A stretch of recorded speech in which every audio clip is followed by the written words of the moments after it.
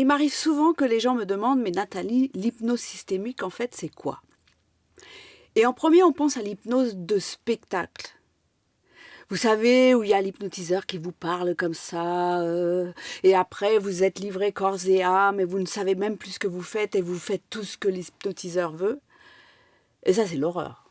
Et ça n'a rien à voir avec l'hypnose systémique, ni thérapeutique. Parce que dans l'hypnose thérapeutique, il y a aussi une méthode qui consiste à préparer un script pour quelque chose de donné comme des angoisses ou des phobies ou arrêter de fumer tout simplement. Et on prépare un script après avoir parlé à la personne et on le lit.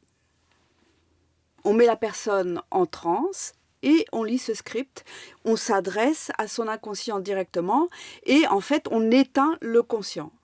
On se fait bercer par cette voix et tout ça et ça donne de bons résultats parfois. Mais ce n'est pas la même chose que l'hypnose systémique où, d'abord, on n'exclut pas le conscient. C'est absurde. C'est un allié merveilleux. C'est nous, c'est nous. Mais quand les gens viennent à une séance d'hypnose systémique, en général, ils ne sont pas tout seuls.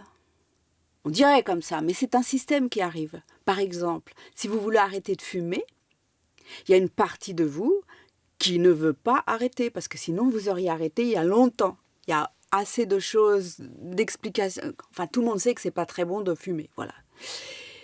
Et on a essayé plein de trucs. Mais il y a une partie de nous qui veut fumer. Et c'est là que ça devient intéressant. Si on demande à cette partie, par exemple, après, bien sûr, être entré dans une position où on est plus relaxé, on a plus, comme quand on s'endort un peu, où on a accès à l'inconscient et au conscient à la fois. Et on peut demander à cette partie, mais pourquoi fumer ? On peut l'observer. Et elle a de bonnes raisons en général. Elle veut sa liberté, elle veut avoir des pauses de temps en temps. Il y en a même qui veulent bien respirer, enfin, plein de possibilités. Et tout ça, ce sont des bonnes choses qu'on peut utiliser et transformer pour que ce ne soit pas associé à une habitude nocive.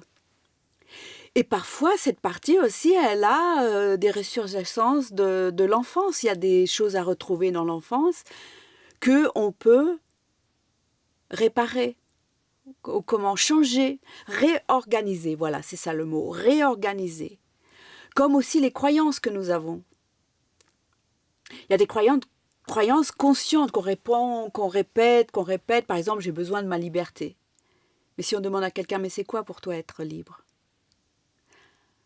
À ce moment-là, il commence à chercher. Et commence à réagencer. À prendre le bon, laisser le mauvais ou le déplacer. Voilà. Et ce qui est intéressant aussi, c'est que on s'adresse au corps. Parce que c'est dans le corps que ça pèse, que ça fait mal, que ça tire, que c'est chaud, que c'est froid. Enfin, c'est dans le corps qu'on réorganise tout ça, tout en se servant de la métaphore, une métaphore qu'on développe avec la personne, pour qu'elle ait accès à ses ressources et pour que, ensemble, on arrive à quelque chose. Et c'est pour ça que la première chose qu'on fait ensemble, c'est de définir l'intention précise que nous avons. Voilà. J'espère que ça explique un petit peu.